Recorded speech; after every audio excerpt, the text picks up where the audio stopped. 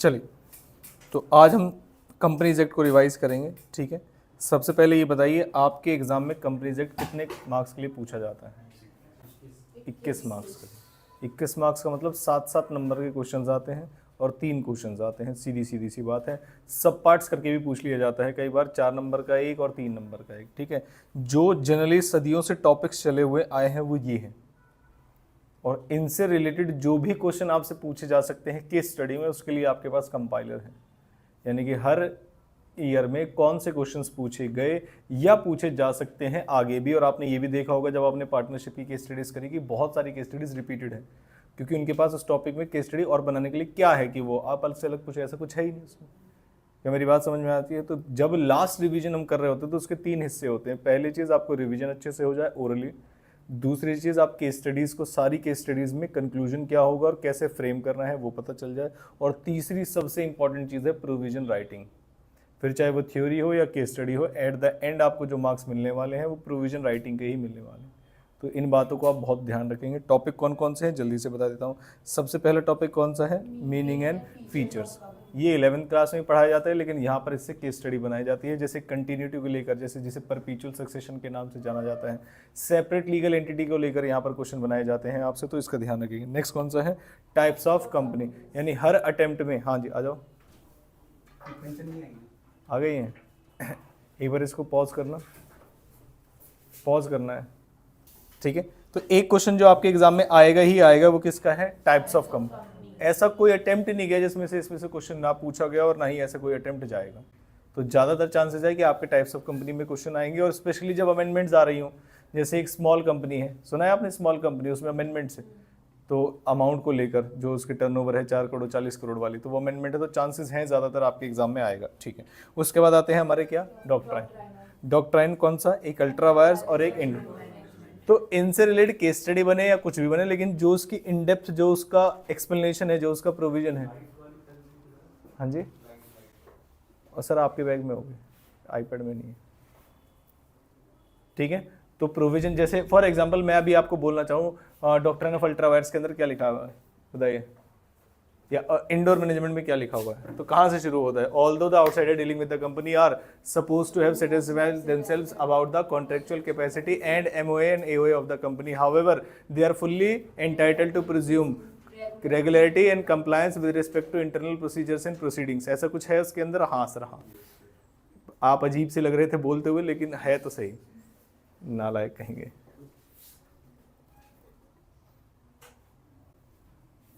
Next उसके बाद है कॉर्पोरेट व्हील, और ये आपके एग्जाम में 7 नंबर का simple question, a corporate wheel और उसके सर्कमस्टांसेस, कब कंपनी और मेंबर्स को एक माना जाता है, वो एक बार लिख के दिखा दीजिए। सिंपल क्वेश्चन, थ्योरी मार्क्स में आपके एग्जाम में आ जाएगा। और उसके बाद नेक्स्ट कौन सा है? MOA and AOA. इसकी ऑल्टरेशन भी वैसे तो सिलेबस में नहीं है, लेकिन पूछ ली जाती है।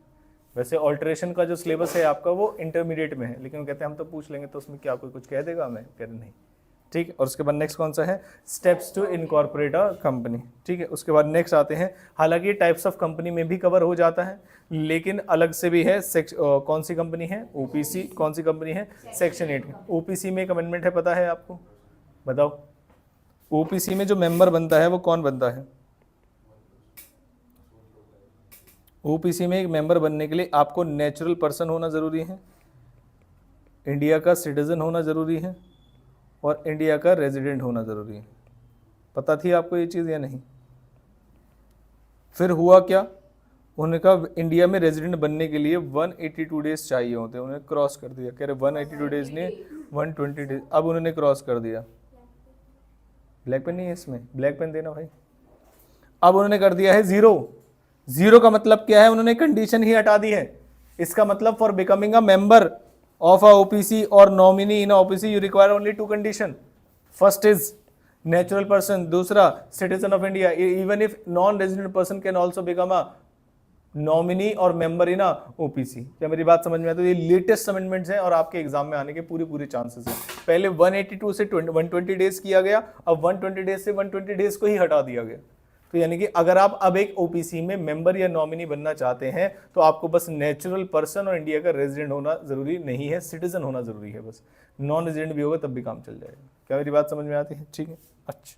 फिर नेक्स्ट कौन सी कंपनी फटाफट से बताइए, सेक्शन 8 कंपनी। और नेक्स्ट कौन सा है, टाइप्स ऑफ शेयर्स। ये मैं हमेशा बच्चों के लिए होमवर्क रखता हूँ, टाइप्स ऑफ शेयर। जैसे आपको पता होगा इक्विटी शेयर्स क्या होते हैं, प्रेफरेंस शेयर्स क्या होते हैं, किसको प्रेफरेंस मिलती है किसके ऊपर, सबसे पहले लाइन में कौन खड़े होते हैं, डिबेंचर्स, उसके बाद प्रेफरेंस, उसके बाद इक्विटी। ये शायद आपने 11th-12th में भी बेसिक्स में पढ़ ही लिया होगा। तो हम चलते हैं one by one companies act के प्रोविजन को रिवाइज करने के लिए, जिसमें सबसे पहला कौन सा आता है, सेक्शन नंबर 8। और क्या कहता है, कंपनी विद चैरिटेबल ऑब्जेक्ट। कह रहे कंपनी विद चैरिटेबल ऑब्जेक्ट्स का क्या मतलब होता है, मैंने कहा वो कंपनी जो बनी है इन ऑब्जेक्ट्स को पूरा करने के लिए, पहला, और दूसरा अपने जो भी प्रॉफिट्स होंगे, अपने जो भी प्रॉफिट्स होंगे उनको इन्हीं ऑब्जेक्ट्स के प्रमोशन में लगाना है आपको। इस कंपनी को बोलते हैं कौन सी कंपनी, सेक्शन 8 कंपनी या कंपनी विद चैरिटेबल ऑब्जेक्ट्स। मैंने कहा अच्छा, फिर मान लो अगर प्रॉफिट हो रहा है तो क्या ये कंपनी अपने मेंबर्स को डिविडेंड बांट सकती है या नहीं बांट सकती, बताइए। सेक्शन 8 कंपनी के डिविडेंड बांटने के लिए बनाई गई है, नहीं। तो इसका मतलब रिस्ट्रिक्शन मानूं या प्रोहिबिशन मानूं, प्रोहिबिशन। प्रोहिबिशन का मतलब क्या होता है, बिल्कुल मना। प्रोहिबिशन का मतलब क्या होता है, बिल्कुल मना। अब एक नॉर्मल कंपनी को अपने सफिक्स में, सफिक्स का मतलब क्या होता है, मैं पूरा ओवरव्यू दे रहा हूँ, फिर लाइन बाय लाइन पढ़ाऊंगा। बाद वाला जो वर्ड होता है, जैसे अगर कोई प्राइवेट कंपनी है तो बाद में क्या लिखना है, प्राइवेट, और अगर कोई पब्लिक कंपनी है तो बाद में क्या लिखना है, लिमिटेड। क्या मेरी बात समझ, सेक्शन 8 कंपनी को इसकी रिक्वायरमेंट नहीं, सेक्शन 8, हाँ जी, गवर्नमेंट कंपनी को भी रिक्वायरमेंट नहीं होती, प्राइवेट लिमिटेड भी नहीं, गवर्नमेंट कंपनी को भी रिक्वायरमेंट नहीं, कुछ भी लिखने की जरूरत नहीं सफिक्स में, ठीक है। अब सेक्शन 8 कंपनी जरा बताइए क्या होगा, सेक्शन 8 कंपनी में क्या करेंगे, क्या सफिक्स में कुछ लिखना है, आंसर इज नो। ना सेक्शन 8 लिखने की जरूरत है कि हम चैरिटेबल ऑब्जेक्ट्स के लिए हैं, ना प्राइवेट लिमिटेड लिखने की जरूरत और ना ही लिमिटेड लिखने की जरूरत। क्या मेरी बात समझ में आती है, अच्छा। अब कुछ इसके आगे भी है सेक्शन 8 कंपनी कुछ फायदे, लेकिन वो आपके सिलेबस का पार्ट नहीं है। जैसे फॉर एग्जांपल मैं बोलूँ अगर आपसे कि किसी कंपनी को मैक्सिमम कितने डायरेक्टर्स रख सकते हैं, तो मिनिमम पता है हमको, प्राइवेट कंपनी में मिनिमम कितने डायरेक्टर्स होते हैं, 2, और पब्लिक कंपनी में 3। किसी भी कंपनी में जो मैक्सिमम डायरेक्टर्स होते हैं वो होते हैं 15। कितने होते हैं, 15, जिसे बढ़ाया जा सकता है स्पेशल रेजोल्यूशन पास करके। लेकिन सेक्शन 8 कंपनी को भी स्पेशल रेजोल्यूशन पास करने की जरूरत नहीं है, वो वैसे ही बढ़ा सकते हैं। ये आपके सिलेबस का पार्ट नहीं है, लेकिन मैंने वैसे ही बताया, डायरेक्टर्स के चैप्टर का पार्ट होता है, ठीक है। तो this section deals with the formation of company with which are frame to. करे कौन कौन सी चीजें, याद करो क्या मैंने ये लिखवाया था, मैंने कहा हाँ, पहले आपकी चीजें शुरू होती हैं 3 स्ट्रीम से। 3 स्ट्रीम कौन कौन सी हैं आपकी, साइंस, आर्ट्स और कॉमर्स। क्या ये तीनों चीजें यहाँ पर लिखी हुई है, मैंने कहा हाँ। उसके साथ स्पोर्ट्स भी होता है स्कूल में, क्या ये भी लिखा गया है, आंसर इज यस। और ये स्पोर्ट्स हमारे किस चीज का पार्ट है, फटाफट से बताइए, एजुकेशन का। किस चीज का पार्ट है, एजुकेशन। तो 5 पॉइंट देखो यहीं पर याद हो जाएंगे, साइंस, कॉमर्स, आर्ट्स और स्पोर्ट्स, ये किस चीज का पार्ट है, एजुकेशन का। प्लस कहीं ना कहीं रिसर्च भी कराई जा रही है हमारी एजुकेशन में, तो उसे क्या बोलते हैं इधर, रिसर्च। और जब मैं रिसर्च कर लूंगा तो मैं अपने समाज के लिए कुछ काम करूंगा। मैंने कहा समाज के लिए क्या क्या करूंगा, फटाफट से बताओ। प्रोटेक्शन करूंगा एनवायरनमेंट का और सोशल वेलफेयर करूंगा। जब मैं कुछ अच्छा सोच लूंगा और जब सब सारी चीजें हो जाएंगी, फिर मैं सब कुछ त्याग दूंगा, मतलब चैरिटी करूंगा। और किसके लिए, खत्म हो गई। टोटल मिला कितने पॉइंट्स है, 1 2 3 4 5 6 7 8 9 पॉइंट्स है। अब कैसे है, 10 पॉइंट्स है। कैसे याद रखने, मैंने कहा सबसे पहले मैं जाऊंगा स्कूल में और क्या करूंगा, साइंस, आर्ट्स या कॉमर्स लूंगा, और उसके साथ साथ स्पोर्ट्स लूंगा। ये मेरी किस चीज का पार्ट है, एजुकेशन। क्या एजुकेशन हमें आगे के लिए रिसर्च भी करवाती है, हाँ। उस रिसर्च से मैं समाज का भला करूंगा 2 चीजों से, एक तो सोशल वेलफेयर और एक प्रोटेक्शन ऑफ एनवायरनमेंट और सोशल वेलफेयर। ये 2 चीजें मैं करने वाला हूँ। और जब मैं सब कुछ कर लूंगा तो सब त्याग दूंगा, चैरिटी। किसके लिए, धर्म के लिए। मैं अपने धर्म पे चला जाऊंगा, खत्म हो गई। क्या मेरी बात समझ में आती है। तो एक तो होता है इंग्लिश लिखी हुई, आपको मजा भी नहीं आएगा, याद करने मजा आना चाहिए, और उसके लिए आपको ट्रिक टेक्निक लगानी है और फिर याद हो जाता है, ठीक है। कितने पॉइंट्स से, 10। कितने लिख देंगे, 10। आगे कह रहे फिर क्या होगा, कह रहे और अगर जो उन्हें प्रॉफिट होता है वो किस चीज में, इंटेंट्स टू अप्लाई, क्या चीज, अपने प्रॉफिट को, प्रमोशन ऑफ इट्स ऑब्जेक्ट। और ध्यान रहे प्रोहिबिट्स का मतलब क्या होता है, बिल्कुल मना, निषेध। Payment of dividend to its members, यानी कि इसका मतलब यहाँ पर ये है कि अगर कोई सेक्शन 8 की कंपनी बन गई है बढ़िया तरीके से, उसके बाद जाके अपने मेंबर्स को पेमेंट जो है डिविडेंड का करता हुआ पकड़ी गई, तो जो सेंट्रल गवर्नमेंट है उनका लाइसेंस रिवोक कर लेगी। क्या मेरी बात समझ में आती है। तो अदर प्रोविजंस क्या है, पहले इसे कौन सी कंपनी बोलते हैं, लिमिटेड लायबिलिटी होती है इसके मेंबर्स की, without addition of word limited और प्राइवेट। क्या ये भी बता दिया था मैंने आपको, आंसर इज यस। कह रहे फॉर्मेशन कैसे होता है, अब इसकी कहानी है। मैंने कहा किसी भी कंपनी को सेक्शन 8 कंपनी अगर बनना है तो एप्लीकेशन देनी पड़ेगी। क्या देनी पड़ेगी, मैंने कहा एप्लीकेशन दे कहा, मैंने कहा इसका जो अधिकार है किसी भी कंपनी को सेक्शन 8 कंपनी घोषित करने का या इसका लाइसेंस देने का, वो है हमारी सेंट्रल गवर्नमेंट। किसको, सेंट्रल। लेकिन सेंट्रल गवर्नमेंट ने इस अधिकार को for the time being registrar को दिया हुआ है। किसको, और रजिस्ट्रार का मतलब क्या है, ROC। कौन सा रजिस्ट्रार, ROC मतलब रजिस्ट्रार ऑफ कंपनी, और ROF का क्या मतलब होता है, रजिस्ट्रार ऑफ फर्म्स। तो जब हमें ये अधिकार मिला है यानी सेंट्रल गवर्नमेंट को, तो उन्होंने इस अधिकार को किसको दे दिया है? आरओसी को।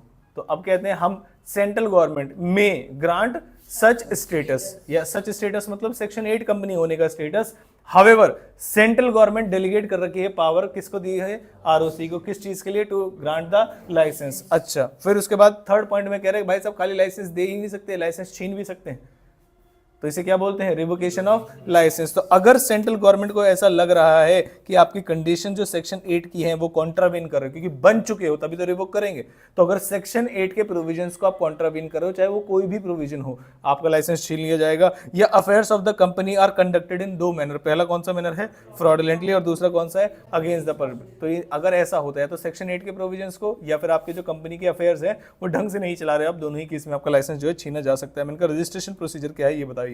तो सेक्शन 8 अलाउ करता है, सेंट्रल गवर्नमेंट को पावर देता है, तो ये पहले एप्लीकेशन देंगे सेंट्रल गवर्नमेंट या आरओसी को, और आरओसी पहले सभी कंडीशंस को देखेगा। अगर सारी कंडीशन बिल्कुल ठीक है तो वो आपको इस कंपनी होने का रजिस्ट्रेशन सर्टिफिकेट दे देगा। बस बात खत्म, है ही नहीं कुछ इसमें। पढ़िए, section 8 allows central government to register such person or association of person by issuing license on such condition as it may deem fit, यानी कि आपको कंडीशंस भी पढ़ने की जरूरत नहीं, आपके सिलेबस का पार्ट नहीं है। आगे कह रहे थे registration shall on registrar shall on application by such person और association of person register under this section. कुछ बोला क्या? नहीं, कह रहे ये एप्लीकेशन अलाउ है और यहाँ पर रजिस्टर कर लेगा। On registration of the company, company shall enjoy the same privileges and obligation as of a limited company. जो नॉर्मल लिमिटेड कंपनी होती है वो सारे सेम आपको राइट्स मिल जाएंगे, एक्सेप्ट एक राइट नहीं मिलेगा आपको, उसका नाम क्या है? Payment of right. ये सेक्शन 8 कंपनी हमारी खत्म हो गई। नेक्स्ट कौन सी कंपनी है? OPC company. ओपीसी कंपनी का सेक्शन देखिए सबसे पहले कौन सी है?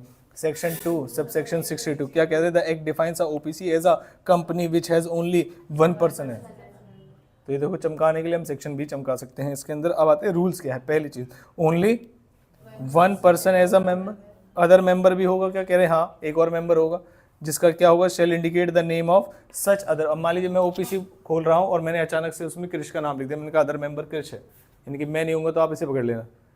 तो बताइए उसके ऐसे में किसी का भी नाम ना लिख दूँ, इसके लिए क्या रूल बना होगा? उसकी कंसेंट रिटर्न फॉर्म में सिग्नेचर के साथ वहाँ पर होना चाहिए, तो और राइट टू विड्रॉ भी होना चाहिए। राइट टू विड्रॉ का मतलब आपने जब नाम लिखा था तब उन्हें इसके बारे में जानकारी नहीं थी, लिख दिया है, कहीं से पता चला भाई इसका क्या क्या मतलब है। अब वो व्यक्ति चाहता है कि वो उसे विड्रॉ करे, तो क्या विड्रॉ का राइट भी होता है? Answer is yes. तो यही है, आपको कंसेंट लेनी पड़ेगी। क्या लेनी पड़ेगी? कंसेंट। बनाने के बाद या बनाने से पहले? बनाने से पहले। प्रायर रिटर्न कंसेंट इन कौन से form? Prescribed form. Same shall be filed with ROC. ROC के बाद क्या कर रहे हो? ठीक, at the time of incorporation. और नेक्स्ट क्या लिखा हुआ फटाफट से बताइए? Right to withdraw consent. कह रहे राइट टू विड्रॉ कंसेंट देना होगा, आंसर इज यस। शेल का मतलब क्या होता है? देना ही देना है या मर्जी है तो दे सकते हैं? देना ही देना है। कह रहे change in the name of other member. कह रहे आप चाहें तो इस मेंबर का भी नेम खुद से भी चेंज कर सकते हैं। कह रहे कौन करेगा? जो मेन मेंबर होगा वो चेंज करेगा। कब करेगा? Any time. कैसे करेगा? By giving notice to the company and company shall intimate the same to the registrar and change the name of such other person. फिर आते हैं दूसरा, कह रहे जो इस कंपनी का एमओए होता है, जो इस कंपनी का एमओए होता है, क्या उसे ऑल्टर मान लिया जाएगा? ऑल्टर का मतलब क्या होता है? चेंज। ऑल्टर का मतलब क्या होता है? चेंज। तो यानी कि अगर आप किसी अदर मेंबर का नाम चेंज कर रहे हैं तो ये बहुत बड़ा चेंज नहीं माना जाता, और नहीं माना जाता है कि ये ऑल्टर है। Any such change in the name of the other person shall not deem to be alteration. और इसी में अमेंडमेंट आई है। एलिजिबिलिटी क्या है? तो आपको क्या होना चाहिए? Natural person. दूसरा क्या है? India citizen. और तीसरी कंडीशन क्या है? चाहे रेजिडेंट हो या रेजिडेंट ना हो, दोनों ही चल जाएंगे। पहले डेज लिखे हुए तो मैंने यहाँ पर बड़े बड़े शब्दों में काट दिया उसे। नेक्स्ट, अब इसका मतलब बताइए। No person shall be allowed to incorporate more than 1 OPC और बिकम नॉमिनी इन। ये मैंने कहानी बता रखी है आपको। देखो कहानी क्या है, मैंने कहा एक व्यक्ति रामू है जो अपनी ही ओपीसी में मेंबर है, और दूसरा एक और ओपीसी है श्यामू की जिसमें वो नॉमिनी है। नॉमिनी का मतलब क्या होता है? कि अगर कल को वो हट गया तो उसको मेंबर बना दिया जाएगा। और रूल ये है कि आप एक समय पर एक ही कंपनी के या तो मेंबर रह सकते हैं और चाहे तो नॉमिनी भी रह सकते हैं। तो अभी क्या ये सही कर रहा है या कुछ गलत कर रहा है? सही है, अभी तो सही है, अभी कोई प्रॉब्लम नहीं, क्योंकि इस कंपनी में वो क्या है? मेंबर, और इस कंपनी में वो क्या है? नॉमिनी। हो सकता है, मैंने कहा मान लीजिए कल को जाके श्यामू की डेथ हो जाए तो फिर क्या होगा? फिर रूल्स प्रोविजन कॉन्ट्रावीन हो जाएंगे। कैसे कॉन्ट्रावीन हो जाएंगे? भाई साहब इसके भी मेंबर हो और इसके भी मेंबर बन जाओगे ऑटोमेटिकली, तो फिर तो गड़बड़ हो जाएगी। तो बताओ क्या करें फिर? नहीं, नॉमिनी तो मेंबर बन गया ना अब यहाँ पर, तो यहाँ पे भी मेंबर, यहाँ पे भी मेंबर, और ये तो अलाउड ही नहीं है। नहीं, श्यामू की डेथ हुई और रामू जो इस कंपनी का नॉमिनी था वो अब मेंबर बन जाएगा इस कंपनी का, तो यहां पे भी मेंबर और यहां पे भी मेंबर, बताओ गड़बड़ हुई या नहीं हुई? उसे एक छोड़ना पड़ेगा, उसे क्या करना पड़ेगा? एक छोड़ना पड़ेगा। बस यही कहानी है। यहां पर जरा ध्यान से देखिएगा कि आपको विद इन कितने डेज, 60 डेज हम समय देते हैं, आप चुन लीजिए किसी एक को, यानी किस कंपनी में आप कंटिन्यू रहेंगे मेंबर बनना। क्या मेरी बात समझ में आती है? पक्की बात है। तो इसीलिए इसकी इंग्लिश को डिकोड करना बड़ा इंपॉर्टेंट है। देखिए, no person shall be allowed to incorporate more than, यानी एक ओपीसी से ज्यादा बना नहीं सकता, और बिकम नॉमिनी इन, एक ओपीसी में ही या तो मेंबर बन सकते हो या नॉमिनी बन सकते हो। इसकी इंटरप्रिटेशन ये है कि अगर आप चाहें तो अलग अलग ओपीसी में एक में मेंबर और एक में नॉमिनी भी बन सकते हो। बस लिख दिया उन्होंने, मतलब आप अपने आप निकालिए, वो तो सीधा केस स्टडी में पूछेंगे। क्या मेरी बात समझ में आती है? उसके बाद नेक्स्ट, क्या माइनर भी आ सकता है? तो उन्होंने सब जगह क्रॉस लगा दिया। पहली चीज क्या लिखा हुआ है? Minor can not become a member, minor can not become a nominee, और minor can not hold any beneficial interest in OPC just like partnership, जिसमें वो होल्ड कर सकता है, यहाँ पर होल्ड नहीं कर सकता। क्लियर कट मना कर दिया उन्होंने। क्या मेरी बात समझ में आती है? ठीक है। अदर डेफिनेशन क्या है, उसके बाद आगे चलते हैं। पढ़िए क्या लिखा हुआ अदर डेफिनेशन में। OPC is a private limited company with minimum paid up share capital as में भी प्रिस्क्राइब। तो कुछ प्रॉब्लम है क्या इसमें? नहीं, तो दोनों में से कोई भी डेफिनेशन आप याद कर सकते हैं। मैंने कहा कोई भी 5 बातें बता दीजिए अब मुझे ओपीसी के बारे में। सबसे पहली चीज क्या है ओपीसी के बारे में? ये 1 पर्सन कंपनी है जो कि एक प्राइवेट लिमिटेड कंपनी की तरह है, लिमिटेड कंपनी की तरह है, प्राइवेट लिमिटेड। फिर दूसरी चीज, उसे अपने नाम के बाद में क्या लिखना पड़ता है? सफिक्स में ओपीसी लिखना पड़ता है, ओपीसी लिखना पड़ता है। मिनिमम कितने मेंबर होने चाहिए? 1। और क्या अदर मेंबर भी होना चाहिए? यस। इन केस जो मेन मेंबर है उसको कुछ हो जाता है तो अदर मेंबर, जिसे नॉमिनी भी बोलते हैं, वो अब मेंबर बन जाएगा। मैंने कहा दोनों की कुछ क्वालिफिकेशन या कुछ एलिजिबिलिटी भी है क्या? मैंने कहा हाँ, 3 एलिजिबिलिटी है। पहली चीज क्या होना चाहिए? रेजिडेंट, हाँ नहीं, पहले क्या होना चाहिए? Natural person. क्या होना चाहिए? नेचुरल। दूसरा सिटीजन ऑफ इंडिया। और तीसरी चीज, चाहे रेजिडेंट हो या ना हो, इस चीज को लिखेंगे हम। मैंने कहा फिर एक बात बताओ, क्या एक व्यक्ति को एक कंपनी में मेंबर और दूसरी कंपनी में मेंबर बना सकते हैं? नहीं। एक कंपनी में मेंबर और दूसरी कंपनी में नॉमिनी बन सकता है? यस। अगर वहां पर डेथ होती है तो within 60 days he has to decide कि किस कंपनी में वो अपना नाम हटाना चाहता है।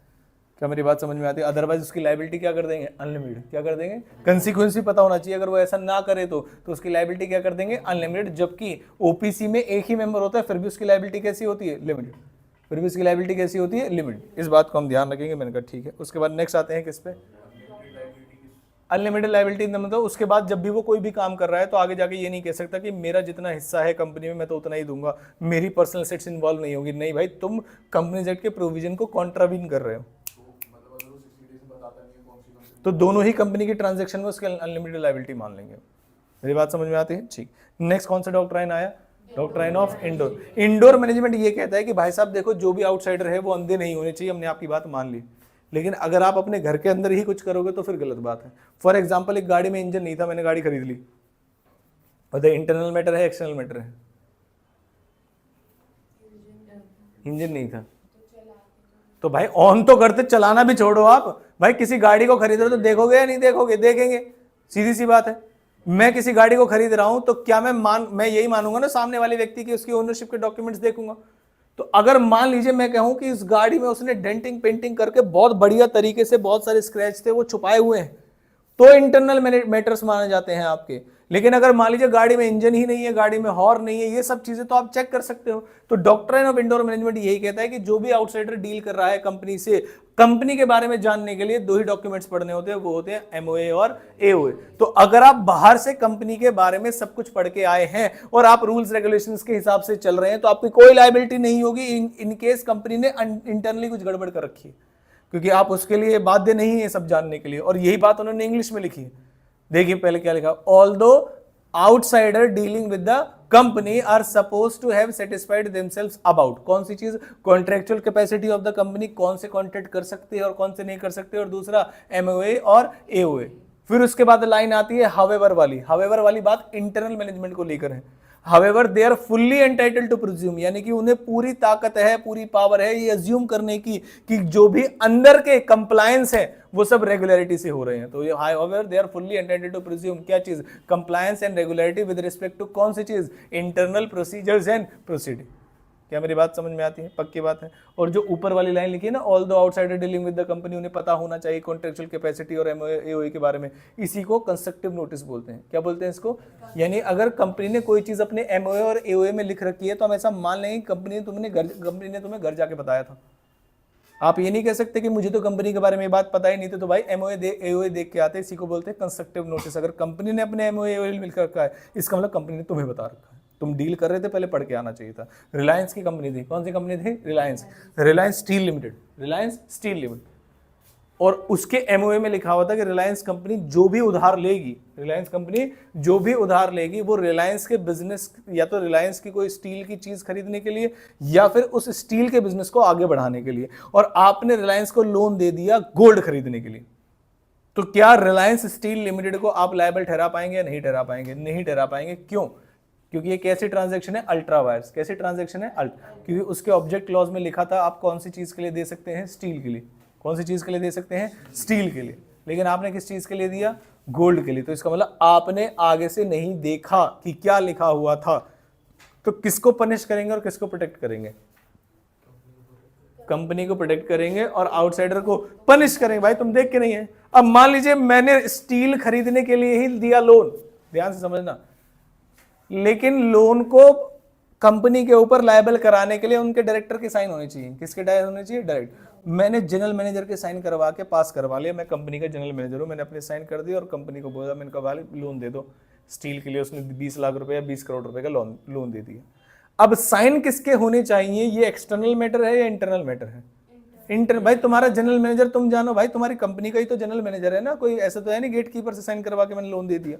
अब इस पे डायरेक्टर के होने चाहिए थे, किसके होने चाहिए? ये आपका इंटरनल मैटर है। मैंने कंपनी को लोन दिया है, एमओए पढ़ के आया था, उसमें लिखा था स्टील के लिए दे सकते हो, मैंने स्टील के लिए दे दिया। अब साइन किसके हुए? मुझे इससे कोई लेना देना, मैं तो कंपनी को लायबल ठहराऊंगा। सवाल आपसे पूछा जाएगा बताइए कौन जीतेगा? तो किसको पनिश किया जाएगा और किसको प्रोटेक्ट किया जाएगा?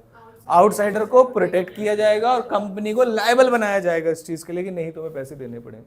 क्या मेरी बात है? तो ये पूरा आधार है इन दोनों डॉक्ट्राइन्स का। तो यहां तक समझ में आया आपको? ठीक है। उसके बाद also known as limitation of constructive notice का मतलब पता होना चाहिए, और इंडोर मैनेजमेंट है तो लिमिटेशन है कंस्ट्रक्टिव नोटिस की कि नहीं पता होना चाहिए भाई इंटरनल मैटर क्या चल रहे हैं। उसके बाद नेक्स्ट केस लॉ कौन सा है इसमें?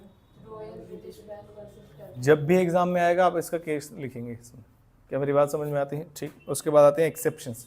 एक्सेप्शन का मतलब क्या है? In the following cases, outsider को जो हम जनरली प्रोटेक्ट करते थे इंडोर मैनेजमेंट के केस में, अब उसमें क्या करेंगे?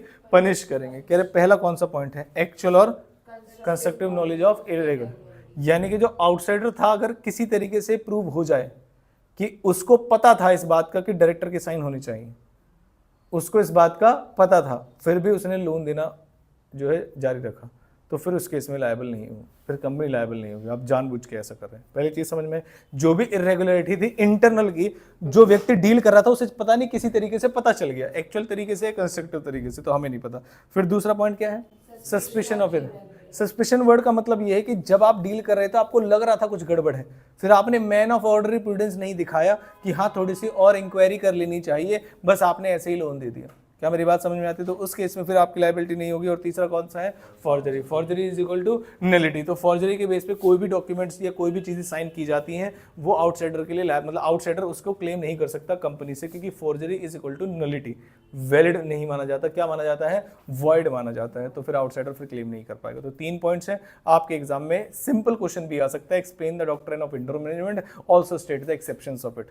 क्या मेरी बात समझ में आती है? तो ये बहुत अच्छा क्वेश्चन बन जाता है। फिर आपका नेक्स्ट कौन सा आता है? देखिए जरा, doctrine of ultra vires. Ultra vires क्या कहता है? मैंने कहा अल्ट्रा वायर्स सिंपल बातें कहता है। The meaning of the term ultra vires means, ultra का मतलब होता है बियॉन्ड और वायर्स का मतलब होता है पावर्स। यानी कंपनी कोई भी ट्रांजैक्शन अगर अपने ऑब्जेक्ट क्लॉज के बाहर जाके कर लेती है तो फिर वो लायबल नहीं होगी। यानी थर्ड पार्टी को पता होना चाहिए था कि कंपनी के ऑब्जेक्ट क्लॉज में क्या है। लेकिन जो भी एक्ट है उसे अल्ट्रा वायर्स तभी बोलते हैं which ultra vires the company, which ultra vires the company. For example, अगर कोई एक्ट था, कंपनी मैक्सिमम लोन 10 करोड़ तक का ले सकती है। कितने करोड़ तक का ले सकती है? 10। लेकिन मजबूरी आन पड़ी और उन्होंने 12 करोड़ का लोन ले लिया। कितने करोड़ का लोन? 12। बाद में सभी मेंबर्स ये कह रहे हैं वैसे तो कंपनी देखो 12 करोड़ के लिए लायबल नहीं हो सकती क्योंकि ऑब्जेक्ट क्लॉज में कितना लिखा हुआ है 10 करोड़, लेकिन बैंक से मजबूरी में लिया था, कुछ बड़ा कॉन्ट्रैक्ट आ रहा था, बैंक को हमने मजबूरी समझा दी। बाद में जितने भी मेंबर्स हैं वो सभी एग्री हैं कि हाँ भाई चलो इस एक्ट को रेटिफाई कर देते हैं। रेटिफाई का मतलब लायबिलिटी को अज्यूम कर लेते हैं, बाकी के 2 करोड़ भी देंगे। यानी कंपनी कितने के लिए लायबल होना चाहती है अब 12 करोड़। क्या लायबल हो सकती है? नहीं हो सकती, नहीं हो सकती। यानी कोई भी एक्ट अगर आप अल्ट्रा वायर्स करते हैं which ultra vires the company can not be ratified even with the unanimous approval of all the members. अगर कोई एक्ट जब किया जा रहा था वो अल्ट्रा वायर्स द कंपनी है तो उस एक्ट को सभी मेंबर्स 100% कंसेंट के साथ भी रेटिफाई नहीं कर सकते। जैसे एक रूल है ना, any act done in the minority can not be ratified after attaining majority. Majority में आप जब आ जाएंगे उसे रेटिफाई नहीं कर सकते आप उसको कि हाँ उसी एक्ट के लिए मैं लायबल हूं। क्या मेरी बात समझ में आती है? अब इसे दूसरे एग्जांपल में फिट करता हूं। मैंने कहा कोई भी एक इंडिविजुअल डायरेक्टर की कैपेसिटी है कि वो 1 करोड़ तक का लोन ले सकता है। कितने करोड़ तक का? 1। और कंपनी ओवरऑल 10 करोड़ तक का लोन ले सकती है। जब लोन लिया गया तो 3 करोड़ का था और एक ही डायरेक्टर ने लिया, तो this act ultra vires the directors but not the company. क्योंकि कंपनी की लिमिट कितने की है? 10 करोड़ की। लोन कितने का है? 3 करोड़। डायरेक्टर की लिमिट कितनी है? 1। तो this act ultra vires the directors only but not the company. अगर मेजोरिटी वाले लोग बाद में मेंबर्स में ये प्रूफ कर दे वो डायरेक्टर की भाई ये लोन मैंने जो 2 करोड़ का लिया अपने बेनिफिट के लिए नहीं, कंपनी के यहाँ काम आने वाला था, अदरवाइज ये प्रॉब्लम हो जाती। तो अगर कंपनी चाहे तो ऐसे एक्ट्स को रेटिफाई कर सकती है क्योंकि ये उसकी पावर में आता है। और यही बातें इंग्लिश में लिखी जाती हैं, पहले समझनी होती है। देखिए कह रहे the meaning of the term क्या? Ultra wires means beyond power. It is a fundamental rule of company law that object of the company as stated in MOA can be departed from only to the extent as permitted by the act and no further. Consequence क्या है? Any act done or contract made which ultra wires the directors as well as the company, यानी दोनों का ultra wires होना चाहिए, बाहर होना चाहिए, wholly void and inoperative, completely void होगा और inoperative होगा लॉ में। The act is not binding on the company. कह रहे ये एक्ट बाइंडिंग नहीं होगा। ये सुन लेना जब थ्योरी में आएगा मनीषा तो प्रॉब्लम आ सकती है, ध्यान रखिएगा।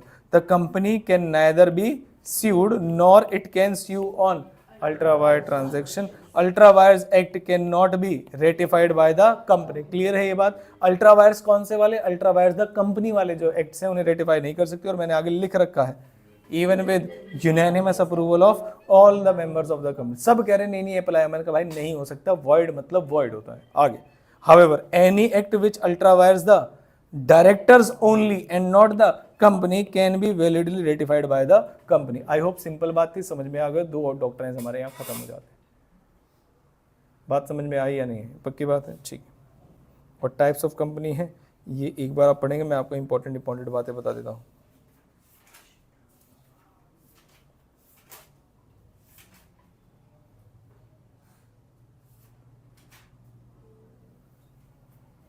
एमओए और एओए कहाँ गया है? उसमें नहीं, हमने जो नोट्स दिए हैं ये रहे हमारे एमओए। ठीक है, सेक्शन कौन सा देखो जरा एमओए का? 4। सेक्शन 4 एक डॉक्यूमेंट को डिफाइन करता है जिसका नाम क्या है? एमओए। और उसके अंदर उसके आने वाले कंटेंट्स को डिफाइन करता है। कंटेंट्स का मतलब एमओए में क्या लिखा जाता है। और मैंने आपको शायद पहले भी बताया था किसी भी कंपनी के बारे में जो भी जानना उसके एमओए में लिखी जाता है। देखो जैसे मैंने शायद इसका एक एग्जाम्पल बताया था आपको। जैसे फॉर एग्जाम्पल किसी लड़की के जो फादर हैं वो लड़का देखने गए तो सबसे पहले क्या पूछेंगे? बच्चे का नाम क्या है? सबसे पहले क्या पूछेंगे? बच्चे का नाम। दूसरा पूछेंगे बच्चा काम क्या करता है। काम का मतलब क्या होता है? ऑब्जेक्ट। फिर तीसरा पूछेंगे आपके पास ज़मीन जायदाद क्या है। इसे बोलेंगे कैपिटल क्लॉज। क्या बोलेंगे इसको? Capital clause. फिर उन्होंने आसपास उन्होंने देखी बहुत सारी गाड़ी वगैरह खड़ी हुई। उन्होंने कहा इनमें कोई उधार तो नहीं? पता चले 4 गाड़ी तुमने खरीदी और सारी की सारी फाइनेंस पे है, तो फिर कौन सा क्लॉज आता है? Liability clause. तो पहले लड़के का नाम यानी नेम क्लॉज, लड़का काम क्या करता है मतलब ऑब्जेक्ट क्लॉज। क्या मेरी बात समझ में आती है? तीसरा पैसा कितना है मतलब कैपिटल क्लॉज। चौथा आपका भी है या नहीं है तो इसे क्या बोलते हैं? लायबिलिटी। कितने भाई बहन हैं? मेंबर्स, या इसे सब्सक्राइबर्स क्लॉज भी बोलते हैं। क्या मेरी बात समझ में आती है? अब कौन सा क्लॉज बच गया? Registered office. यानी कि ये जो घर है आपका, आप जहाँ रह रहे हैं, क्या आप यहीं के मूल निवासी हैं या कहीं बाहर के, उसे बोलते हैं रजिस्टर्ड ऑफिस। यानी कि आपका घर कहाँ है भाई? कंपनी का ऑफिस तो कहीं भी हो सकता है ना, तो इसलिए जहाँ पर आप रह रहे हैं क्या आप यहीं के मूल निवासी हैं या कहीं और के? क्या मेरी बात समझ में आती है? तो टोटल बताइए कितने क्लॉज हो गए? पहला नेम, दूसरा ऑब्जेक्ट, तीसरा कैपिटल, लाइबिलिटी क्लॉज, उसके बाद मेंबर्स क्लॉज, कितने भाई बहन हैं, उसके बाद रजिस्टर्ड ऑफिस, और एक और क्लॉज होता है सातवां जिसे नॉमिनी क्लॉज बोलते हैं। कौन सा क्लॉज? लेकिन वो सिर्फ कौन सी कंपनी के लिए होता है? ओपीसी। कौन सी कंपनी के लिए होता है? ओपीसी। क्या मेरी बात समझ में आती है? तो ऐसे करके इसके क्लॉजेज हैं। सबसे पहले हम डेफिनेशन देखेंगे। डेफिनेशन कौन से सेक्शन में डिफाइंड है? देखो एमओए सेक्शन 4 में डिफाइंड है, लेकिन एमओए की definition section 2 subsection 56। Any definition किसी भी एक्ट में सेक्शन 2 के अंदर ही मिलेगी आप, चाहे वो कॉन्ट्रैक्ट की हो चाहे वो कंपनीज एक्ट की हो। क्या मेरी बात समझ में आती है? जैसे कॉन्ट्रैक्ट की मेजरली डेफिनेशंस बताओ। सेक्शन 2 सबसेक्शन ए, ऑफर, बी, डी, समझ में आ रहा है? तो ज़्यादातर जो डेफिनेशंस हैं वो कहाँ मिलती हैं हमें? सेक्शन 2 में। तो भले ही एमओए की सारी बातें कहाँ लिखी हैं? सेक्शन 4 में, पर एमओए है क्या चीज़, उसकी डेफिनेशन कहाँ लिखी है? सेक्शन 2 सबसेक्शन 56 में। कह रहे memorandum means MOA of a company as originally framed और altered from time to time. कह रहे एमओए एक ऐसा डॉक्यूमेंट है। कैसा डॉक्यूमेंट है? मैंने कहा एक ऐसा डॉक्यूमेंट है जिसे ओरिजिनली बनाया गया हो एज एमओए, या दूसरा बनाया गया था लेकिन बीच बीच में चेंजेस भी करते गए, तो क्या दोनों ही एमओए कहलाएंगे? Answer is yes. जैसे फॉर एग्जांपल मैंने कहा रिलायंस स्टील ने एक एमओए बनाया, उसके बाद उसमें डिजिटल और ऐड कर दिया, ऑब्जेक्ट क्लॉज में चेंज कर दिया। क्या कर दिया? ऑब्जेक्ट क्लॉज में। पहले स्टील था, उसके बाद डिजिटल वर्ड है, रिलायंस डिजिटल, मतलब वो इलेक्ट्रॉनिक का काम भी करेंगे। तो मान लीजिए अब ये जो एमओए है ये न्यू ओरिजिनल एमओए है या ऑल्टर्ड एमओए है? तो अब क्या इसको जो नया बना है इसको एमओए बोलूं या ना बोलूं? बोलेंगे। तो उन्होंने कहा दोनों ही चीजें हैं। Memorandum means MOA of a company as originally framed और altered from time to time. कह रहे ऑल्टरेशन अपनी मर्जी से करेंगे या कंपनीज एक्ट के अकॉर्डिंग करेंगे? कंपनीज एक्ट के अकॉर्डिंग, जो रूल रेगुलेशन लिखेंगे in pursuance of any previous company law that was 1956 और ऑफ दिस एक्ट। और दिस एक्ट कौन सा है? Companies act 2013। क्या मेरी बात समझ में आती है? बिल्कुल सिंपल पॉइंट्स है। और अब आते हैं ऑब्जेक्ट क्या है एमओए के। मतलब जब एमओए बनाया जाता है, एक तो होता है ऑब्जेक्ट क्लॉज, एक क्या होता है? ऑब्जेक्ट क्लॉज, जो कहता है कंपनी क्या क्या कर सकती है, और एक होता है ऑब्जेक्ट। ऑब्जेक्ट का मतलब क्या होता है कि ये बनाया क्यों जाता है, एमओए जब बनाएंगे तो इससे होगा क्या। तो पढ़िए पहला क्या लिखा हुआ है? It contains the object for which the company is, पहली चीज। दूसरी चीज क्या लिखा? Enables all the stakeholders to know, क्या पता चल जाएगा आपको? Powers of the company, activities it can engage in, और डॉक्ट्राइन ऑफ कंस्ट्रक्टिव नोटिस। पता चला है कंस्ट्रक्टिव नॉलेज और नोटिस का क्या मतलब? कि सारी चीज जो आपको पता होनी चाहिए। और नेक्स्ट स्पेसिफाई द पर्पस। कह रहे पर्पस कौन सा? For which share holders money can be use and risk is taking in making investment. अगर लिखा है रिलायंस डिजिटल तो इसका मतलब मैं इलेक्ट्रॉनिक की कंपनी में इन्वेस्ट कर रहा हूं और मेरा जो पैसा है वो डिजिटल मार्केट में ही इन्वेस्ट हो। क्या मेरी बात समझ? तो ये 3 ऑब्जेक्ट्स हैं क्या बनाने के? एमओए बनाने के। लेकिन उससे भी खतरनाक क्या है, फटाफट से बताइए। कंटेंट्स ऑफ एमओए में पहला नाम क्या है? Name clause. कह रहे नेम क्लॉज का मतलब क्या? कह रहे नेम क्लॉज का मतलब है वो नाम। एमओए कंपनी के रजिस्ट्रेशन के बाद बनाया जाता है या पहले? पहले तो ये बताओ। एमओए जो होता है वो कंपनी में जब रजिस्ट्रेशन हो जाता है कंपनी का तब बनाया जाता है, या उससे पहले या उससे बाद में? उससे पहले। भाई जब सारे डॉक्यूमेंट्स लेकर जाएंगे रजिस्ट्रेशन कराने तो उसमें एमओए तो होना पड़ेगा ना। तो एमओए में जो नेम क्लॉज होगा वो ये नहीं लिखेगा नेम ऑफ द कंपनी, कह रहे नहीं, name of the proposed company, proposed name of the company जो हम इनकॉर्पोरेट करना चाहते हैं वो लिखा होगा इसके अंदर। क्या मेरी बात समझ में आती है? तो पढ़िए। कह रहे it contains the name of a company with which it is propose to be incorporate. और ध्यान रहे public company, private company, government company, OPC, क्या क्या लिखना है आपको। तो अगर आप कौन है? पब्लिक कंपनी, तो क्या लिखेंगे? लिमिटेड। अगर आप कौन है? प्राइवेट कंपनी, तो क्या लिखेंगे? प्राइवेट। इसकी एक एक्सेप्शन है सेक्शन 8 कंपनी की। क्या लिखती है सेक्शन 8 कंपनी? कुछ भी नहीं, कुछ भी नहीं लिखेंगे। और गवर्नमेंट कंपनी जैसे लिमिटेड कंपनी वैसी गवर्नमेंट कंपनी। और उसके बाद लास्ट ओपीसी। ओपीसी में क्या लिखना पड़ेगा? सफिक्स में 1 पर्सन कंपनी लास्ट में लिखना पड़ेगा। ये इतनी सी बात है। नेक्स्ट आते हैं। नेक्स्ट कौन सा? Registered office clause. कहाँ कंपनी है या कहाँ कंपनी होना चाहती है, क्योंकि ये सब लिखे होंगे एमओए में। तो कहाँ कंपनी का रजिस्टर्ड ऑफिस है? The state in which registered office of the company is to be situated. To be situated का मतलब क्या है? मैंने कहा डॉक्यूमेंट्स लेके जा रहा हूँ भाई साहब, अभी हुआ थोड़ी ना है, मैं बता रहा हूँ कि क्या होने वाला है। जैसे कोई शादी का कार्ड है तो इसका मतलब क्या है? शादी हो गई है या होने वाली है? होने वाली है। तो टू बी वाला केस आएगा यहाँ पर। नेक्स्ट आते हैं कैपिटल क्लॉज। कैपिटल क्लॉज का आपको पता ही होगा, state the amount of authorise capital कितनी है, फिर उसके बाद आगे जाके बताएंगे वो subscribe, called up, paid up, वो तो बाद वाली बात है। लेकिन ऑथराइज कैपिटल में 2 चीजें बताई जाती हैं, नंबर ऑफ शेयर्स और एक कितने का है। तो इसे बोलते हैं 2 चीजें, share of fix amount and number of shares. ठीक है। उसके बाद नेक्स्ट आते हैं किसमें? ऑब्जेक्ट क्लॉज में, यही मेन है और इसी से आपका बना है डॉक्ट्राइन ऑफ अल्ट्रा वायर्स। क्या बना है इससे? Doctrine of ultra vires. क्या कहता है जरा ध्यान से देखिएगा, इसको अच्छे से पढ़ेंगे सारे बच्चे। कह रहे this clause states that object for which the company is propose to be incorporated and any other considered what necessary in furtherance there. अब स्टील की कंपनी बनाने के लिए क्या मुझे लैंड की जरूरत पड़ सकती है या नहीं? लैंड की बताइए। हाँ, फैक्ट्री कहाँ लगाऊंगा भाई? लैंड में। बिल्डिंग खरीदनी पड़ सकती है या नहीं? हाँ। ट्रांसफार्मर्स खरीदने पड़ सकते हैं, हाँ, बिजली के लिए सब काम कर। मैंने कहा गोल्ड खरीदना पड़ सकता है क्या? नहीं। तो इसका मतलब ऑब्जेक्ट क्लॉज में पहले ही लिख दिया जाएगा कि कौन से ऑब्जेक्ट के लिए बनी है और कौन कौन से मेटर्स नेसेसरी हैं जहां आपका पैसा इस्तेमाल हो सकता है, वो पहले ही लिखा होगा, आपको अंदाजा लगाने की जरूरत नहीं है। नहीं, if the company has change it's activity which is not reflected in its, कह रहे कंपनी ने अगर अपनी एक्टिविटी चेंज की है जो कि उसके नाम में रिफ्लेक्ट नहीं हो रहा, जैसे मैंने आपको कहा था कि गोल्ड में चेंज कर दिया है उन्होंने, रिलायंस स्टील ने, क्या नाम में रिफ्लेक्ट हो रहा है? नहीं हो रहा। Then company needs to change its name, कह रहे नाम चेंज करना पड़ेगा within 6 months from the, मैंने लिखा केडीसी एजुकेशनल इंस्टीट्यूट। अब मैंने इसका नाम चेंज नहीं किया लेकिन काम चेंज कर दिया। मैंने कहा भाई पढ़ाना नहीं, मुझे कैफे खोलना है, कैफे और गेमिंग जोन खोलना है। भाई पैसे तो इसमें भी हो सकते हैं ना। मैंने कहा भाई कैफे और 2 गेमिंग रूम बनाने हैं मुझे, तो जितना एरिया है इन सबके जो पार्टीशन है उन सबको हटवा दूंगा, एक बड़ा ओपन कैफे बना दूंगा मान लीजिए, जिसमें यहाँ से बिल्कुल व्यू आ रहा है, बढ़िया तरीके से धूप वूप आएगी और जब गर्मी आएंगी बंद कर देंगे। अच्छा सा एक कैफे बनाना है मुझे, तो 70% हिस्से में इसमें कैफे बनाऊंगा मैं और 30% हिस्से में 2 रूम बनाऊंगा, जिसे गेमिंग जोन बोला जाएगा। पबजी, फ्री फायर, जीटी ऐसे करके ना पूरी वॉल पे बड़ा सा लगा के, और उसमें चार्जेस होंगे, जिसको गेम खेलना है तो 1 घंटे के इतने रुपए हैं, बैठना है तो खाने के इतने रुपए हैं। मैंने ये कर दिया लेकिन नाम चेंज नहीं किया, अभी भी केडीसी एजुकेशन इंस्टीट्यूट है। तो मुझे क्या करना पड़ेगा? मुझे with in 6 months from the change of activity अपना नाम चेंज करना पड़ेगा और ऐसा नाम रखना पड़ेगा जो नाम रिफ्लेक्ट करे कि मैं काम क्या कर रहा हूँ।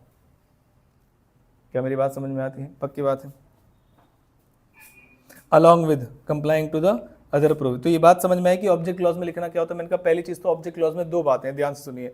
कौन से ऑब्जेक्ट के लिए हम प्रपोज टू बी सिचुएटेड हैं और दूसरा कौन से मैटर्स नेसेसरी हैं उस ऑब्जेक्ट को पूरा करने के लिए। ये 2 बातें होगी अलग। तीसरी चीज, अगर कंपनी ने अपने ऑब्जेक्ट को चेंज किया है और वो उसके नाम में रिफ्लेक्ट नहीं हो रहा है तो विद इन 6 months उसको अपना नाम क्या करना पड़ेगा? चेंज। 6 months कहां से काउंट होंगे? जहां से एक्टिविटी चेंज हुई है वहां से। क्या मेरी बात समझ? Along with the other object clause याद रहेगा आपसे, लिखवाने के लिए आ सकता है 3 से 4 नंबर में। नेक्स्ट कौन सा पॉइंट है? Liability clause. ये थोड़ा सा आसान है कि लायबिलिटी अगर लिमिटेड बाय शेयर्स होगी, स्केल और पेंसिल देना। हाँ जी, हाँ जी, अभी आए नहीं है, मैं अभी चेक कराता हूँ। ठीक है, ठीक है, ओके। हाँ, मैं अभी चेक करा दूँ। ओके,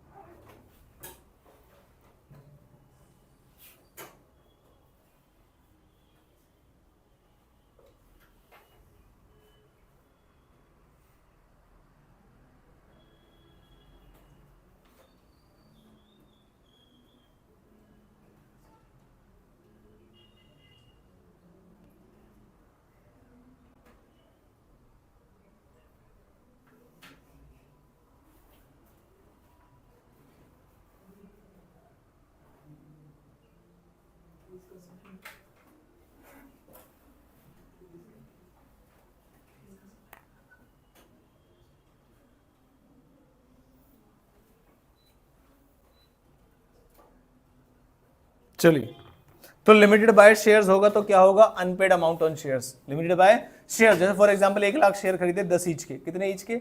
लेकिन 6 ही पे हुए हैं, यानी कि 6 लाख पे हुए हैं, कितना बाकी है? लायबिलिटी कितने की होगी? 10 लाख, 6 लाख या 4 लाख? 4 लाख की। 6 तो पे कर दिए ना।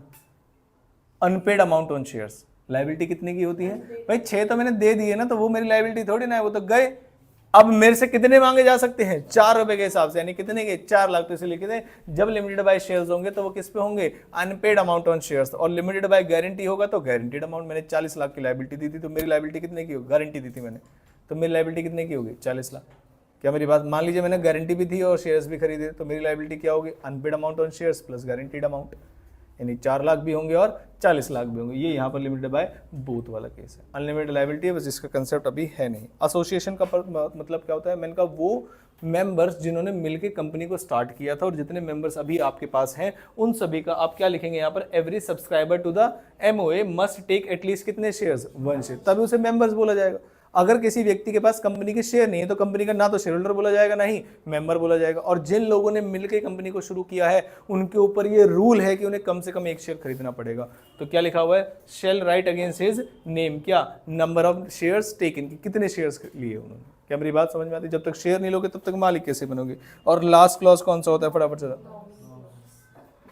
Only applicable in case of, it shall state the name of the person who shall become the member of the company in the event of death of subscriber और मेंबर। यानी ओपीसी में अगर एक मेंबर है तो other member का जो नाम, जो नॉमिनी है उसका एक तो नाम लिखेंगे आप कंसेंट के साथ, प्लस आपको ये बताना है कि अगर कल को मेंबर नहीं रहा तो आप ही मेंबर बनेंगे। क्या मेरी बात समझे? तो ये आपका एमओए हो गया। और एमओए और एओए इन दोनों के बीच में डिफरेंस, पहली चीज आते हैं, फटाफट से बताइए क्या है। सेक्शन 2 सबसेक्शन 5 के अंदर बताया जाता है एओए क्या कह रहे, articles mean the articles of association of a company as originally framed और alter from time to time in pursuance. मैंने कहा क्या डेफिनेशन में कोई चेंज है? देखो जरा एमओए और एओए की, क्या बिल्कुल word to word definition same है? हाँ, तो आप याद भी कर सकते हैं और सेक्शन के साथ याद भी रख सकते हैं। अब आते हैं दोनों में डिफरेंस की। मुझे बताइए कौन मेन डॉक्यूमेंट है? एओए में रूल्स रेगुलेशन बताए जाते हैं कि एमओए में जो बातें कही गई हैं उनको जब आप इस्तेमाल करेंगे या जब यूज में लाएंगे तो उसके प्रोसीजर क्या होंगे। एमओए ने कहा कि आप लोन ले सकते हैं, कितना, कैसे, वो सब यहाँ लिखा होगा। क्या मेरी बात समझ में आती है? तो बताइए मेन डॉक्यूमेंट कौन सा है, एमओए या एओए? एमओए। एमओए सब कुछ बताता है, कंपनी का नाम, कंपनी का ऑब्जेक्ट, लायबिलिटी, कैपिटल सब बताता है आपको। तो मेन डॉक्यूमेंट एमओए है और सेकेंडरी डॉक्यूमेंट कौन सा है, एओए। अगर क्वेश्चन आता है व्हाट कैन बी डन तो आंसर करेगा एमओए। अगर क्वेश्चन आता है how it can be done तो आंसर कौन करेगा, एओए। क्या मेरी बात समझ में आती है? अगर मुझे एमओए में कोई चीज बदलनी है तो वो ज्यादा मेजर पार्ट है या एओए में कोई चीज बदलनी है वो ज्यादा मेजर पार्ट है? एमओए में अगर आपको कुछ बदलना है तो वो ज्यादा मेजर पार्ट कंसिडर किया जाता है। इसी कुछ तरीके से इसके डिफरेंसेस बनाए गए। सबसे पहला पॉइंट क्या है, ऑब्जेक्टिव। कह रहे एमओए जो है आपकी कंपनी का आउटसाइडर के साथ क्या रिलेशन हो सकता है वो बताता है। तो defines the delimits the objectives of the company, क्या कर सकती है और क्या नहीं कर सकती। लेकिन AOA lays down the rules and regulation for the internal management of the company, it determines how the objectives to be achieve, उनके ऑब्जेक्टिव्स कैसे अचीव होंगे। नेक्स्ट आता है, कह रहे MOA defines the relation of the company with the outsider, जबकि AOA rules regulation बताएगा। तो रूल्स रेगुलेशन आउटसाइडर्स के लिए होते हैं या इनसाइडर्स के लिए होते हैं? इनसाइडर्स के लिए। तो AOA defines the relation of the company with the members की कैसे काम होगा। आगे ऑल्टरेशन, कह रहे जब चेंज होगा तो क्या होगा। कह रहे only under special circumstances in some cases. कह रहे एक तो स्पेशल सर्कमस्टांस होने चाहिए तब बदलेंगे। स्पेशल रेजोल्यूशन चाहिए होता है उसके लिए जिसमें 3/4 मेजोरिटी की अप्रूवल चाहिए होती है कोई भी चेंज करने के लिए। और कई केसेस तो ऐसे हैं जैसे कि आपका जगह चेंज करना, क्या चेंज करना, जगह, उसके लिए सेंट्रल गवर्नमेंट की अप्रूवल भी लगती है। क्या मेरी बात समझ में आती है? तो कुछ केसेस में परमिशन ऑफ रीजनल डायरेक्टर या ट्रिब्यूनल, और इसकी जगह सीजी भी लिख सकते हैं अगर ये भूल जाएं तो। क्या लिख सकते हैं, सीजी। सीजी का मतलब सेंट्रल गवर्नमेंट की प्रायर अप्रूवल भी चाहिए हो सकती है। एमओए में ऑल्टरेशन इतनी बड़ी बात है। और यहाँ पर क्या है, एओए एक छोटी सी बात है, it can only be altered after passing special, यानी कि कभी भी आपको इसमें सेंट्रल गवर्नमेंट की या किसी भी की भी जरूरत नहीं पड़ेगी अप्रूवल की। ये डिफरेंस वाला पॉइंट है। आगे चलते हैं। नेक्स्ट आता है कौन सा, अल्ट्रा वायर्स। तो कह रहे any act which beyond the MOA are ultra vires and void. क्या इसे फिर आगे जाके किया जा सकता है रेटिफाई? Answer is no. आगे कह रहे can't be ratified even with the unanimous consent of all members. कह रहे सभी मेंबर्स की कंसेंट से भी आप इसे रेटिफाई नहीं कर सकते। और acts ultra vires the AOA can be ratified by passing special resolution only provided they do not ultra vires the MOA. यानी कि डायरेक्टर्स कितना लोन ले सकते हैं वो कहाँ लिखा होगा, एओए में। कहाँ लिखा होगा, एओए। कंपनी कितने का लोन ले सकती है कहाँ लिखा होगा, एमओए। क्या मेरी बात समझ में आती है? दोनों के बीच में डिफरेंस है एमओए और एओए के बीच में। ठीक, कंपनी के फीचर्स पर आते हैं। पहला फीचर कौन सा है कंपनी में, जो कहता है कंपनी अलग और मेंबर्स अलग। कंपनी के एसेट्स अलग, लायबिलिटीज अलग, मेंबर के एसेट्स अलग और लायबिलिटीज। नेक्स्ट पॉइंट कौन सा है, आर्टिफिशियल पर्सन। आर्टिफिशियल पर्सन जब समझाया जाता है तो ये कहा जाता है कि कंपनी एक आर्टिफिशियल पर्सन है जिसमें दो वर्ड्स हैं, आर्टिफिशियल और पर्सन। यानी पर्सन तो है तो इसका मतलब उसके पास कुछ ऐसे राइट्स होंगे जो नॉर्मल ह्यूमन बीइंग के पास होते हैं, जैसे कि प्रॉपर्टी खरीदना। क्या हम प्रॉपर्टी खरीद सकते हैं? हाँ। क्या हम लोन ले सकते हैं? हाँ। तो कंपनी भी लोन ले सकती है। क्या हम लोन दे सकते हैं? हाँ। क्या हम कॉन्ट्रैक्ट कर सकते हैं? हाँ। तो कंपनी भी कर सकते हैं, लेकिन कुछ राइट्स ऐसे हैं जो हमारे पास है, जैसे राइट टू एजुकेशन, क्या कंपनी के पास है? नो। राइट टू वोट, क्या कंपनी के पास है? नहीं। सांस लेना, खाना पीना, ये सब कंपनी के पास नहीं है। नेक्स्ट आते हैं थर्ड पॉइंट। थर्ड पॉइंट क्या लिखा हुआ है? परपीचुअल सक्सेशन। क्या कहते हैं इसको? कंटिन्यूटी। क्या कहते हैं इसको? Even if the death of all the other members will not affect the continuation of a company. यानी कि अगर सभी मेंबर्स मर जाएंगे तो मेंबर्स में कम and members may go, but the company goes on forever एवर। कंपनी हमेशा के लिए चलती रहेगी, इसी को बोलते हैं परपीचुअल सक्सेशन या कंपनी। नेक्स्ट कौन सा होता है? Common seal. कॉमन सील होता है कंपनी की ऑफिशियल सिग्नेचर। तो उसे क्या बोलते हैं? तो कंपनी रूल्स 2015 कहते हैं कि ये ऑप्शनल है। क्या है ये? ऑप्शन। कंपनी चाहे तो कर सकते हैं और चाहे तो नहीं कर सकती। अगर कंपनी के पास कंपनी सेक्रेटरी है तो उसके साइन से भी काम चल जाएगा, कंपनी को कॉमन सील रखने की जरूरत नहीं। क्या मेरी बात समझ में आती है? और अगर कॉमन सील नहीं रखते तो आपको बताना पड़ेगा कि भाई कौन साइन करेगा। या तो कौन करेगा?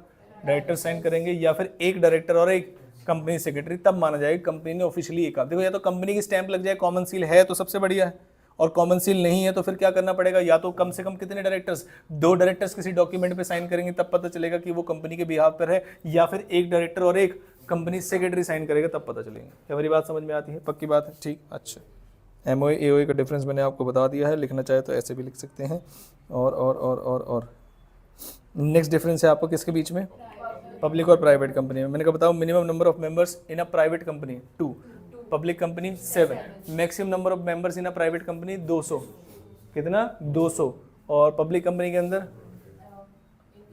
इनफाइनाइट कर सकते हैं। ठीक है। Raising funds from public is allowed in case of public company, but can not be raise funds in case of private company में फंड्स रेज नहीं कर सकते। नेक्स्ट पॉइंट कौन सा है? नीड टू शो, मतलब किसको नीड पड़ेगी प्रोस्पेक्टस इशू को? पब्लिक, जो पब्लिक से पैसा लेगी वही। नेक्स्ट है आपका मिनिमम नंबर ऑफ डायरेक्टर्स। कितने डायरेक्टर्स चाहिए? Minimum number of director. तो प्राइवेट में 2 और पब्लिक में कितने? 3 मिनिमम चाहिए आपको। आगे कंसेप्ट ऑफ इंडिपेंडेंट, जो किसी के भी इन्फ्लुएंस में काम ना करे।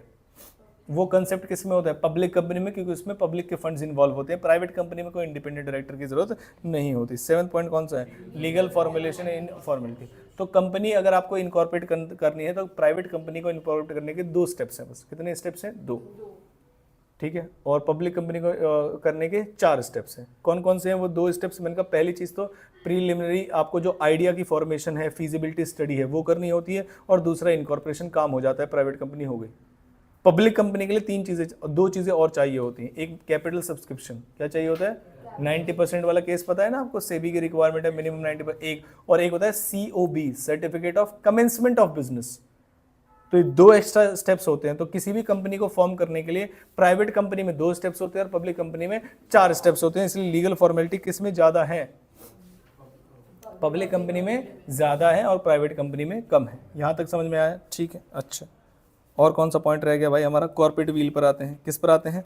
टाइप्स ऑफ कंपनी आप एक बार खुद से पढ़ के आना। ठीक है, टाइप्स ऑफ कंपनी एक बार खुद से पढ़ के आना, बाकी ऑलमोस्ट हमने कर ही लिया है। लास्ट वाला टॉपिक है हमारा कौन सा वाला? कॉर्पोरेट व्हील वाला। कॉर्पोरेट व्हील क्या कहती है? मैंने कहा कॉर्पोरेट व्हील सीधा इंस्पायर्ड है सेपरेट लीगल एंटिटी से। सीधा किससे इंस्पायर्ड है? सेपरेट। यानी all the members of the company are protected in a veil that the company is different and members are different, but if the veil is lifted,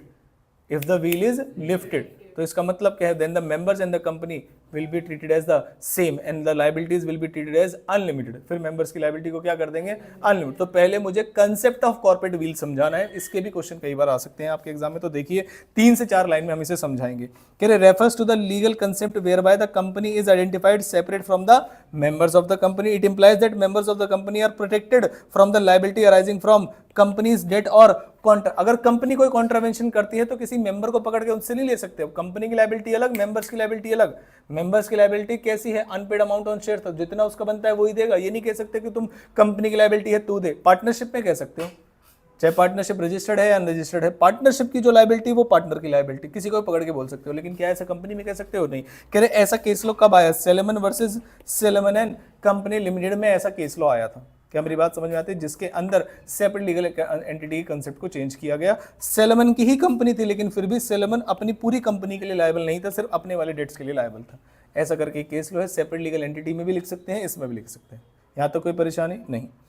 अब आते हैं lifting. Lifting का मतलब क्या होता है? पियर्सिंग वर्ड भी यूज किया जाता है। क्या चीज? जैसे आपने सुना ईयर पियर्सिंग, बताओ ईयर पियर्सिंग, इसकी भी एक कहानी मैंने बताया था तुम्हें, नहीं बताया था? तुम लोगों को बताया था? कान छिदवाने वाली? अरे नारायण। एक दो बच्चे जो है वो करवा के आए थे, अरे श्याम ही तो करवा के आया था यार, कान वो नहीं पहन लेते उसमें, तुम बाली पहन लेते, कह रहे सर आप भी करवाओ बहुत अच्छी लगेगी। मैंने कहा कितनी करवाऊँ, कह रहे एक कान में करवाओ अच्छी लगेगी, किसी ने कहा 2 कान में करवाओ अच्छी लगेगी। बताओ करवानी चाहिए नहीं करवानी चाहिए? एक में करवा सकते, यानी एक में करवाएंगे तो अच्छी और 2 में करवाएंगे तो फीमेल लगेंगे, फिर ऐसा है रूल। तो मैंने ये कंसेप्ट अपना मम्मी के साथ शेयर किया अपने। मैंने कहा मम्मी मैं सोच रहा हूँ कि कान छिदवा लूँ। तो फिर जवाब बड़े ब्लंट तरीके से आया, कह रहे हाँ हाँ बिल्कुल कान छिदवा ले, साड़ी पहन ले, रोड पे बैठ जाओ। 3 स्टेप्स बता दिए। मैंने सिर्फ एक चीज़ सिंपल सी डिस्कस की बस ऐसे ही। मैंने कहा मम्मी सोच रहा हूँ, बच्चे भी बोल रहे थे कि कान छिदवा लो सर अच्छे लगेंगे। तो मम्मी ने उसे 3 स्टेप्स में लेके पब्लिक कंपनी बना दिया। कह रहे हाँ कान भी छिदवा ले, फिर उसके बाद साड़ी भी पहन ले, और तीसरा फिर अपने बच्चे को बोल रहे बताओ। इसके इन तीनों वर्ड्स का डीम्ड मतलब क्या है बताइए? सिंपल ही बोल सकते थे भाई, समझ रहे हो? अब आते हैं पियर्सिंग। मुझे पियर्सिंग से याद आया, ईयर पियर्सिंग बोलते हैं ना इसको, नोज पियर्सिंग, ईयर्स पियर्सिंग। ऐसे ही करे जो कंपनी का पर्दा है या तो उसे लिफ्ट कर दिया जाए या उसे फाड़ दिया जाए। तो पियर्सिंग कोई यूपी का बंदा बैठा होगा लॉ में, तो वहां पर उसने लिख दिया। तो it means looking behind the person and disregarding the corporate personality and disregarding the corporate veil and treating the company and its member as same. To determine the enemy character, पहली चीज टू डिटरमाइन द एनिमी। मान लीजिए China से झगड़ा चल रहा है और हमारे यहाँ पर जितने भी मेंबर्स हैं कंपनी के, वैसे तो वो इंडियन कंपनी है, इंडिया में इनकॉर्पोरेट हुई है, लेकिन उसके मेजॉरिटी मेंबर्स चाइना के हैं। अब मैं उसको इंडियन कंपनी मानूं या चाइनीज कंपनी मानूं? भाई इंडिया में इनकॉर्पोरेट हुई है तो मान कैसे सकते हो? कह रहे नहीं भाई साहब वॉर का समय चल रहा है, आप एनिमी को डिटरमाइन करना है मुझे, और सारे मेंबर्स जब कहाँ के हैं? चाइना के, तो इसमें इस कंपनी को क्या मानना पड़ेगा मुझे? चाइनीज कंपनी, जब तक वॉर चल रही है। इसका मतलब जो उस समय पर पर्दा था कि कंपनी अलग, मेंबर करे, मेंबर से क्या लेना देना, क्या कंपनी से लेना देना? कंपनी तो इंडिया, नहीं भाई साहब पर्दे को हटाओ। और वॉर के समय पे जब आपको एनिमी कैरेक्टर को डिफाइन करना है कि कौन मेरा एनिमी है, तो मान के चले उसके पीछे के जो लोग हैं वही कंपनी को चला रहे हैं, और उस समय पर आपको कंपनी और मेंबर्स को सेम मानना पड़ेगा। मेंबर्स चाइनीज तो कंपनी भी क्या मानूंगा मैं? चाइनीज। सारे ऑपरेशन रुकवा दूंगा जब तक वॉर नहीं चल रही। हाँ जी, जिनकी कंपनी उन्हें कैसे निकाल सकते हैं? चाइनीज मेंबर्स थे, तो आप क्या बोलोगे? चाइनीज कंपनी रोक दो। मेंबर्स को निकालेंगे तो फिर मेंबर बचे कौन?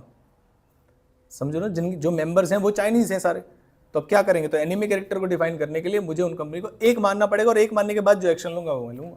ये नहीं कर हम पकड़ के मारेंगे, मेंबर्स हैं, हो सकते चाइना में ही बैठे हो, कंपनी को तो बंद करना पड़ेगा ना मुझे, ये बोल के ये चाइनीज कंपनी और चाइनीज वाली एक्टिविटीज हो रही हैं यहाँ पर, अभी रोकना पड़ेगा उसे। तो ये पहला वाला पॉइंट है। कौन सा पॉइंट है? To determine an enemy character. तो पढ़िए, to determine whether the company are or friend, company या तो एनिमी है या फिर फ्रेंड है, if the affairs of the company are under the control of a people of enemy country, people of enemy country, then हम क्या मानेंगे उसे? कौन सी कंट्री, कौन सी कंपनी मानेंगे? Enemy company, foreign company. Case law कौन सा है उसमें देखो जरा, डेलमार कंपनी, कौन सी company? Versus continental tyre and rubber company. तो सर इसे याद कैसे करते हैं? मैंने कहा ऐसे याद किया करो कि जब किसी भी कंट्री से झगड़ा हो रहा होगा तो हम टायर भी उठा के फेंक के मारेंगे, ये किसी टायर में बॉम्ब लगा के ऐसे करके ऐसे फेंक देंगे टायर को। ऐसे तुमने टायर चलाया कभी? वो वाला नहीं चलाया यार, तुमने बचपन ही नहीं दिया। फिर हम तो नाली में से उठा के टायर चला लेते थे कि चलते चलते चलते नाली में गिर गया, उठाया, फिर वो गीला हो जाता था, और गीला हो गया और काला काला बढ़िया तरीके से ऐसा लगता है नहाया धोया टायर है, और रास्ता बनाते हुए जाते थे हम। तो जब भी आपको ऐसा लगे कि सर झगड़े वाला कौन सा केस था, तो आप क्या मानेंगे? फटाफट से बताओ, किसने चला रखा है? ईमानदारी से बताना, किसी ने चलाया? हम चलाए, 2 बच्चे वाले गाँव में चलाया होगा, आपने कहाँ चलाया? यहीं पर चलाया तुमने? तुम्हारे जीवन पे जो है ना मुझे बहुत तरस आता है, क्योंकि तुम लोगों का जीवन इसी में रह गया भाई। टायर वाला केस ने तब तो फिर बचपन ही कहाँ गया, मेरे को समझ में नहीं आ रहा। कंचे खेले कभी? अरे यार ऐसे वो पिल बना के उसमें और ऐसे करके और दूर से और वो वाला बता, तो ऐसे मतलब शाम को वो ऐसे जेब भर जाती थी ना, तो अंबानी से ज़्यादा बड़ी फीलिंग आती थी हमें। फिर एक काम होता था, घर जाके बॉटल के अंदर फिर उस कंचे को डालते थे, देखो भाई कितने हो गए। ये खेला तुमने कभी? हाइड एंड सीक, अमीरों वाले गेम, मतलब कंचे नहीं खेले तुमने? पकड़म, अरे यार ये और कौन से गेम खेले भाई बचपन में बताओ? लट्टू, लट्टू लट्टू चलाया कभी? चलाए? पिट्ठू मतलब हाँ, वो जो गिरा के मार, वो पहले उस पर पत्थर लगाते हैं फिर उस पर बॉल मारते हैं, ऐसे कर खेला है वो वाला? और कोई बताओ बचपन वाला गेम? हाँ, गुलेट तो कोई गेम नहीं है यार। बेबलेट भाई वो अमीरों वाले बता रहा हूँ ना, घर में एंटीना नहीं लगा था, केबल नहीं लगा था, तो कौन बेबलेट देखेगा? बेबलेट अमीर लोग देखते थे। हाँ जी, बहुत देखे हैं। नहीं, हमने तो जूनियर जी देखा है, जूनियर जी, शक्तिमान, है ना, ये सर पावर रेंजर्स, स्पीडी दुनिया के रखवाले, रेड वाला सबसे सही लगता था मेरे को। हाँ चलो वापस आ जाते हैं, वापस हम कौन सी व्हील पढ़ रहे थे? कॉर्पोरेट। और to determine the enemy character, और कैसे याद रखना है कि जब भी एनिमी होंगे तो क्या चल रहे होंगे? टायर्स। तो खाली टायर्स मत लिख के आ जाना, पूरी कंपनी है, Daimler company limited versus continental tyres and rubber. तो रबड़ के टायर्स को उठा के फेंकेंगे जब वॉर चल रही होगी। उसके बाद नेक्स्ट आता है कौन सा वाला? To protect the revenue. कह रहे भाई साहब कई बार ऐसा होता है कि कुछ लोग पता है क्या करते हैं, अपनी रेवेन्यू को छुपाने के लिए उसे कंपनी को लोन दे देते हैं। क्या कर देते हैं कंपनी को? मतलब जो रेवेन्यू मेरे पास आनी थी, ध्यान से समझो, जो रेवेन्यू मेरी जेब में आनी थी, मैंने उसको अपनी जेब में ना लाकर अपनी कंपनीज को एज अ लोन ट्रांसफर कर दिया। अब लोन इनकम है या लायबिलिटी है? क्या लोन पे टैक्स लगेगा? क्या लोन पे टैक्स लगेगा? नहीं। और उन कंपनी से उसके ब्याज के रूप में थोड़ी थोड़ी इनकम अपने पास ट्रांसफर करता रहा। तो गवर्नमेंट पागल बनी या नहीं बनी? बनी। वो कंपनी ऐसे कोई कंपनी नहीं थी, पीछे मेंबर में ही था उसके। तो उस केस में माना जाएगा कि वो कंपनी और उसके मेंबर अलग नहीं है, इनकी लायबिलिटीज को क्या कर दीजिए? अनलिमिटेड। और मान लिया जाएगा कि ये जो इनकम तुम ट्रांसफर कर रहे हो लोन के रूप में, ये तुम्हारी इनकम है, उस पर टैक्स लगाया जाएगा। हाँ जी, सब्सिडरी बनाए या एजेंट कंपनी बनाए, कोई भी कंपनी बनाए, बनाते समय आपकी जो इंटेंशन थी वो अपने फंड्स को मिसअप्रोप्रिएट करने की थी, ताकि आप अपने रेवेन्यू को कम दिखा सके और टैक्स को कम बना सके। क्या मेरी बात समझ में आती है? तो जब टैक्स की बारी आई और जब रेवेन्यू की बारी आई, दोनों अलग केस स्टडी है। देखिए क्या लिखा हुआ है, Jaggilal versus commissioner of income tax. तो इसे याद करना बहुत आसान है, क्योंकि कमिश्नर कहां का है, तो क्या बचा रहे होंगे? और नेक्स्ट है दिनशो मानिक जी पेटेंट, ये क्या बचा रहे हैं? अपनी रेवेन्यू। तो केस लॉ याद करने के लिए आपको नाम तो सारे याद होने चाहिए, लेकिन कई बार कंफ्यूजन क्या हो जाती है कि कौन सा केस लॉ किस में लिखा गया है। तो बताओ, रबड़ और टायर वाला किस में लिखा गया है? एनीमी वाला। टैक्स वाला? इनकम टैक्स वाला, कमिश्नर ऑफ इनकम टैक्स वाला। और नेक्स्ट है दिनशो मानिक जी पेटेंट। ठीक है, अब इसे इनकम में कैसे, रेवेन्यू में कैसे लेके बताओ, कोई लॉजिक बताओ।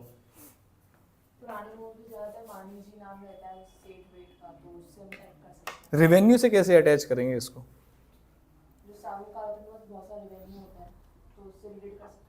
और कोई? मानिक जी ने दिन की 100 कहाँ है?